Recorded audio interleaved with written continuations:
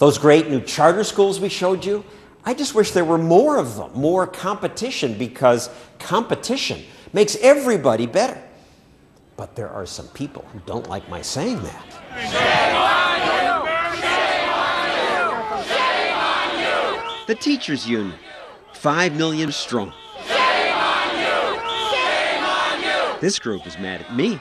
We are here to demand an apology from 2020's John Stossel. I had done another show called Stupid in America that said it was impossible to fire bad teachers. The union boss said, because of my program. Educators all over the country feel that they have been kicked in the teeth. They were surprised when I came out to hear them.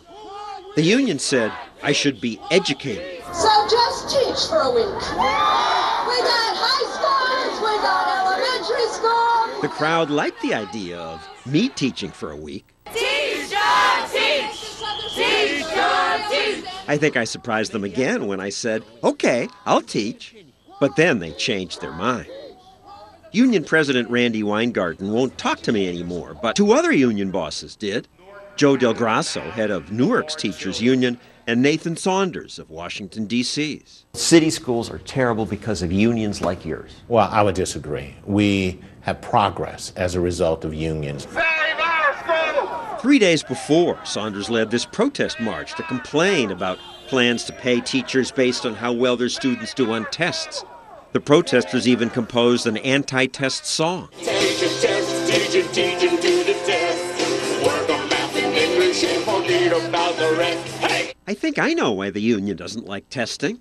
Your results are awful. They're among the lowest in the nation. You make an argument that it's the lowest in the nation based upon the test scores. Now, I would say that ours can get better, but I would say that ours are... Your predecessors, the unions, have been saying that for years. Unions have a pretty strong history of advocating for high-quality public education. But not achieving it. Higher test scores are not what we choose to focus on. We choose to focus on teaching kids. But how do you know if they're learning anything if you don't test them and compare? I know my kids are learning when I look in their eyes. The protesters had celebrity support. Actor Matt Damon. He was by a woman from Reason TV about the rules that make it hard to fire union teachers. In acting, there isn't job security, right? Why isn't it like that for teachers? You think job insecurity is what makes me work hard?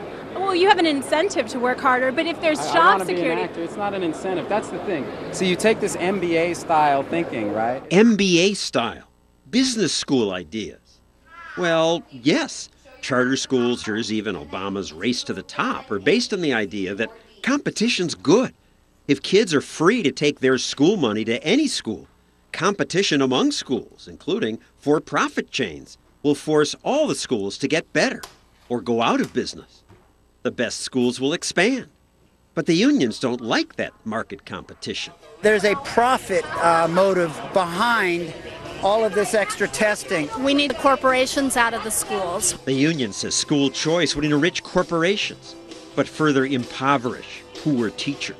Business types of every stripe is suddenly concerned over greedy teachers and the riches that they earn. Teachers paid enough? No. But you got some teachers making over $100,000 a year. And they aren't making enough. Matt Damon agrees with that. His mom's a union teacher. A teacher will teach. I mean, why else would you take a salary and really long hours? Teachers make a salary? Well, maybe to Matt Damon. But today, American teachers make more per hour than accountants, nurses, architects. I can guarantee you this. It's not about the money. Kevin Chavis is a former D.C. politician. When I was chairman of the Education Committee on the D.C. Council, I school system $300 million new dollars. Teachers got more money than ever to educate 10,000 fewer kids, and the test scores went down. Now, what they did do, they grew central office. They had more deputies to the assistant, to the deputy, to the assistant. They grew the bureaucracy. And the former district chancellor, Michelle Rhee, found that the bigger bureaucracy didn't even get school supplies to the kids. Walking into schools and seeing there were no books in the library, kids didn't have supplies and pencils, and then the following week I visited the warehouse of the school district where there were boxes and boxes of books and scissors and glue and So why didn't they get to the school? Exactly. That was the question. That Why didn't they get to the school? it was just a complete and utter sense of dysfunction and a lack of accountability. It's a reason they call the school bureaucracy the blob. It's like this blobby Jabba the Hutt thing that can't be budged. The blob is the teachers' union, janitors' unions, the politicians, the school board bureaucrats. And if you try to make it change, the blob says, we don't do that here. We have to requisition downtown. We got to get 4 or 5 people to sign off. The deputy director of curriculum has to say this is okay. It's crazy. Both union leaders escape bureaucracy. You went to private school.